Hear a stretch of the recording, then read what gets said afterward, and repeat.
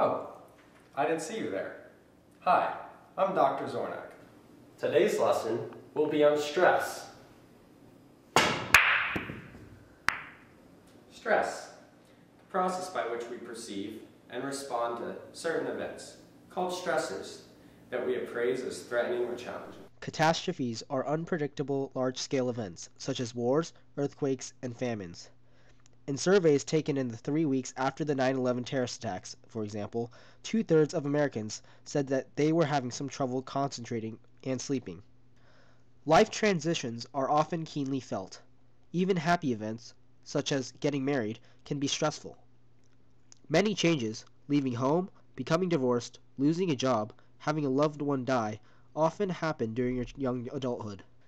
Stress also comes from daily hassles, rush hour traffic, aggravating housemates, long lines at the store, too many things to do, family frustrations, and friends who won't pick up their phone.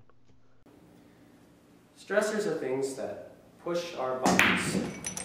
Catastrophes are significant life changes or daily hassles. Oh God! And SEALs developed a general adaptation syndrome. 3 parts of it are alarm, resistance, and exhaustion. In phase 1, you have an alarm reaction, as your sympathetic nervous system is suddenly activated. Your heart rate zooms. Blood is diverted to your skeletal muscles. You feel the faintness of shock. With your resources mobilized, you are now ready to fight back.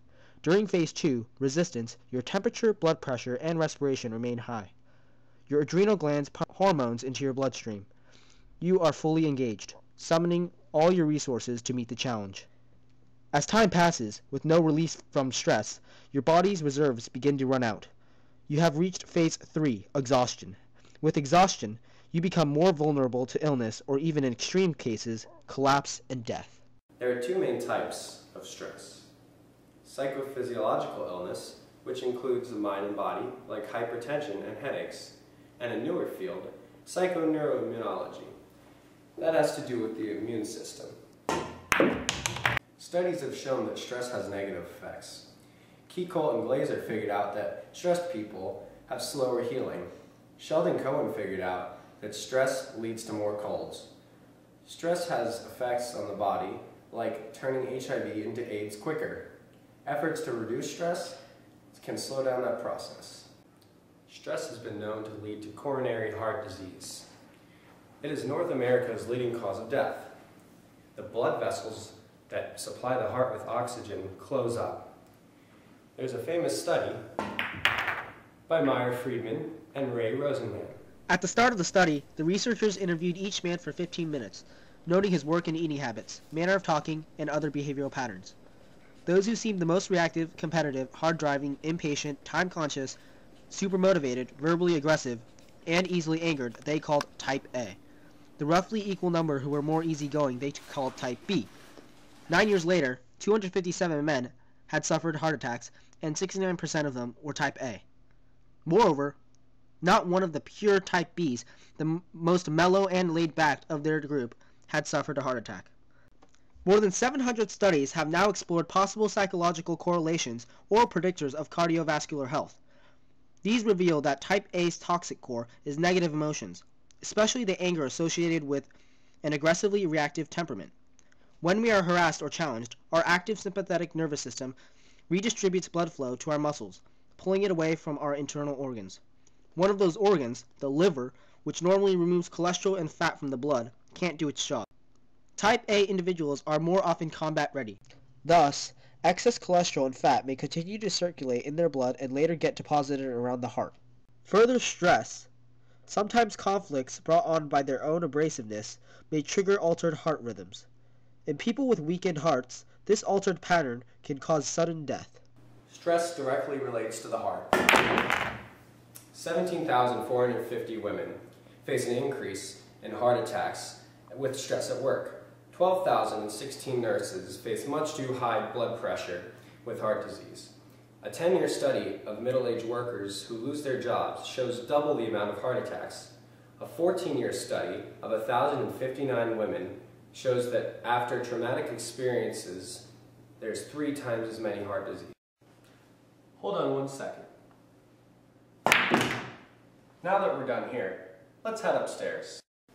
You know, optimism helps you enjoy better health, cope with stress, and even stay in control of your life. Hey Brian. Hey Evan. Having a close relationship predicts a healthier lifestyle. Wow.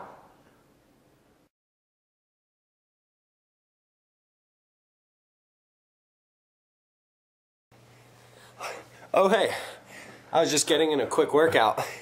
Speaking of working out, anaerobic exercise is sustained oxygen-consuming exercise, such as jogging, swimming, or biking, that increases the heart and lung fitness. It's hard to find bad things to say about exercise. By one estimate, moderate exercise adds not only to the quantity of your life, 2 additional years on average, but also to your quality of life, with more energy and better mood.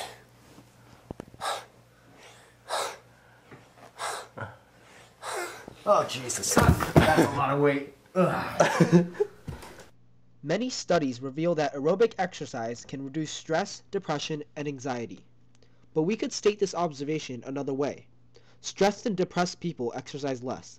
These findings are correlations, and cause and effect are unclear. To sort out cause and effect, researchers experiment.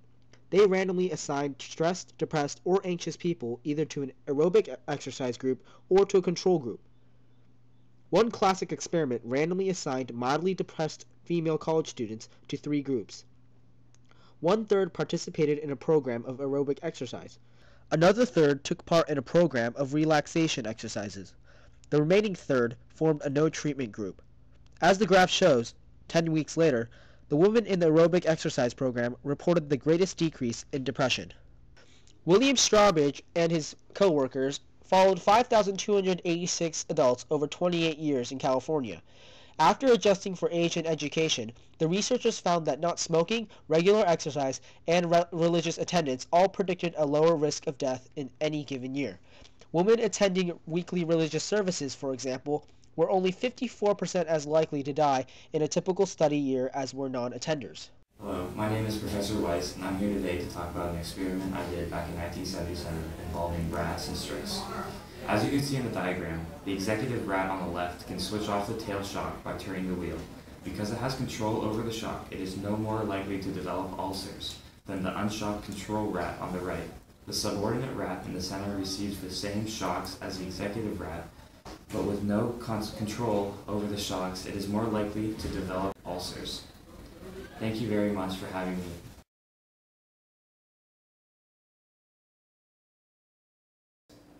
Also a newer field, psychoneuroimmunity. Okay. Stress directly relates to the heart. Stress directly relates to the heart.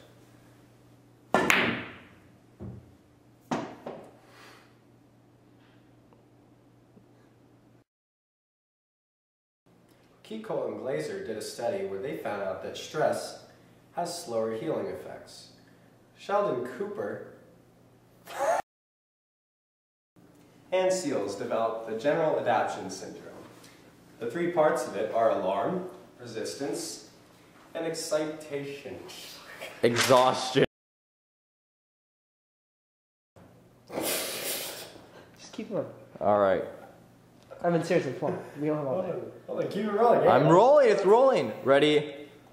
No, this. Wait, I don't have my glasses.